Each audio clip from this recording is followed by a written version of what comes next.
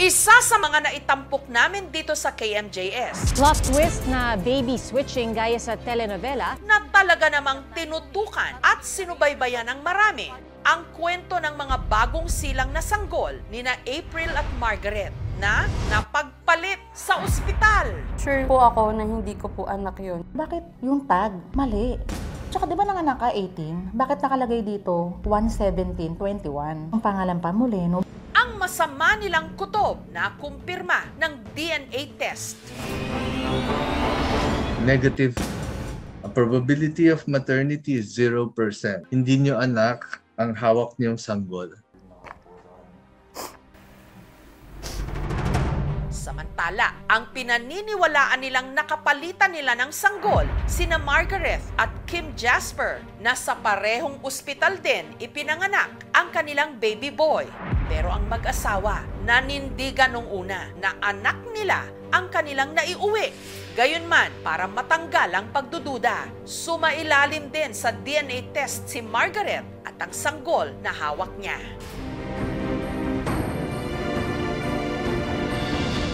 Negative.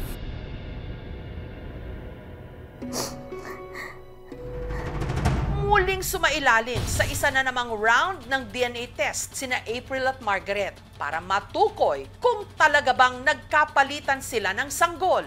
The results are positive match. For the maternity test na ginawa natin for April Safiata and Moleno, the results are positive match.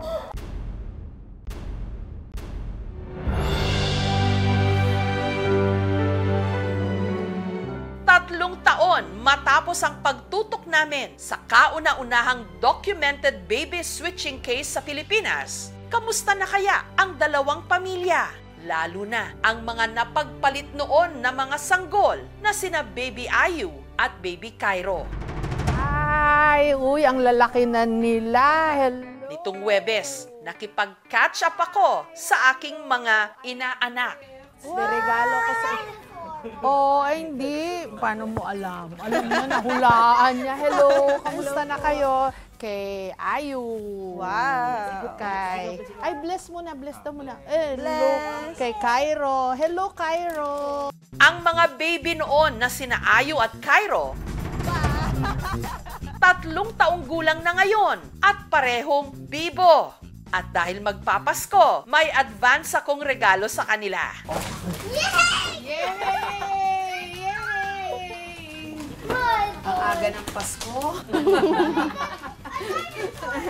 Ayun!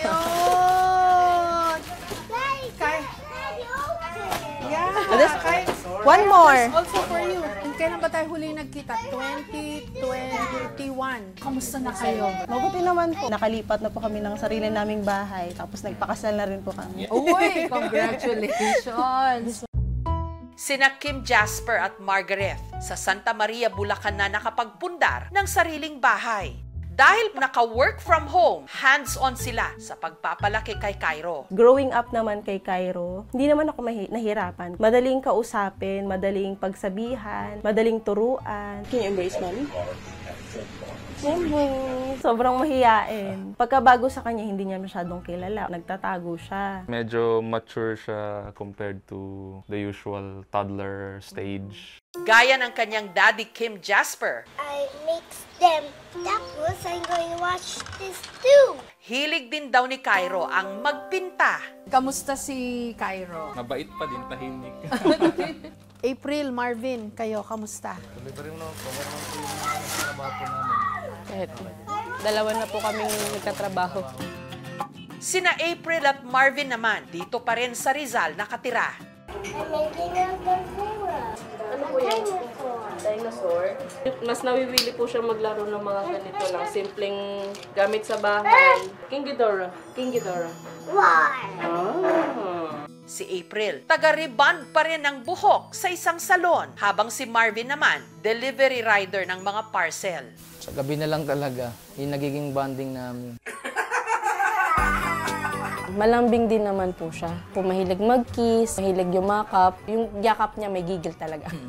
Magsasabi pa siya ng I love you. Say I love Hello. Oh, what? Oh. What is that? Oh, yeah, that's a ball. You want to dive there? You be careful, ah. Parang comfortable din siya sa inyo, no? Opo. Dahil madalas nga po kami nagkikita. Kahit magkalayo yung mga pamilya nila, paminsan-minsan, nag-get together yung dalawang pamilya para maglaro yung dalawang bata. Parang automatic na yun. Pag uuwi kami dun sa Montalban, dapat magkikita kami. Kasi gusto ko po maglalaro silang dalawa. Pag nagkikita sila, ayo, Cairo, gano'n. Hindi sila yung tipo ng rumble, gano'n. Nagkakasundo naman sila kahit papaan. Kahit iba-iba yung trip nilang paglaruan. 1, 2, 3. Birthday ni Ayu, nag-celebrate sila dun sa bahay nila. Pumunta kami. Birthday ni Ayu talaga yun. Pero naki-birthday na rin siya. Kinatutuwa po namin yung kasi nag-effort po talaga sila na pumunta para bukod doon sa birthday ni Ayu. Nung kasal namin kasama sila, since they're part of the family. Parang extension family po. As in, hindi lang friendship. Anak na rin po talaga yung turing namin kay Cairo. Nahulog din po talaga kami sa kanya nung time na inaalagaan pa po namin siya. Nung time na nagpalitan na. Hawak ko na si Ayu pero si Cairo yung iniiyakan ko. Kasi napamahal talaga ng sobra sa amin si Cairo. Parang bonded for life na kayo, no? Dahil sa nangyari. Part na ng family. Gano'n. So, bawat bata, hindi lang isa pamilya, dala-dalawang pamilya. Opo, parang gano'n. Pag binalikan natin yung mga nangyari, anong tumatakbo sa isip nyo? Hindi po talaga siya makakalimutan na pangyayari. Bumabalik din po yung takot ko. Baka pagka kapag isipan namin na magkaroon ulit ng baby ulit, baka ganun na naman. May trauma ka na. Hindi naman na siguro mangyayari ng maulit.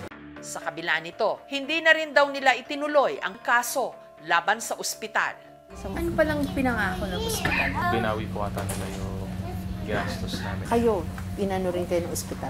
Ni-reimburse kayo? Diba yung storya nasa internet, nababalikan ng mga tao. So pagka nakikita kayo at yung mga bata, anong sinasabi nila? Natutuwa po sila. Malaki na daw po yung mga bata. So, bumibili kami ng grocery. Ma'am, kayo po ba yung yung sa KMJS? Pabulong tayo. Sinabaybayan ko yun talaga. Iyak ako ng iyak. Ganun sila. Alam na ba nila yung nangyari sa kanila? Hindi pa po. May balak ba kayong sabihin? Pag medyo may intindihan na nila yung sitwasyon. Kayo, April, Marvin. Pero nga hindi pa niya alam. Ayoko na isipin sana pero gusto ko lang din tanungin kayo. Paano kung hindi natin nalaman at hindi natin sila naitama? Sa side namin, convinced kami na sa amin si Ay. Napaisip kami na if ever pala hindi na-discover yung katotohanan. Kumbaga, magko-continue lang kami without knowing yung truth and parang nakakatakot na nakakalungkot. Paano kung bawi yung sa ibang pamilya na mapunta na mahigpit sa bata?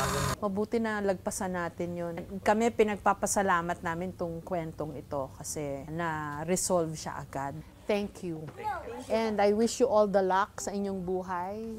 I wish you live well and sana lumaking healthy si Cairo and Marvin and April. Sana lumaking maayos din si Ayo at sana maging okay yung inyong buhay. I want to thank yung buong team na tumulong mabalik sa totoong family yung mga bata. Sobrang laking tulong po talaga ng programa nyo na nabawi po namin si Ayu and naging blessing din po na nagkaroon kami ng extended family na sila Marga.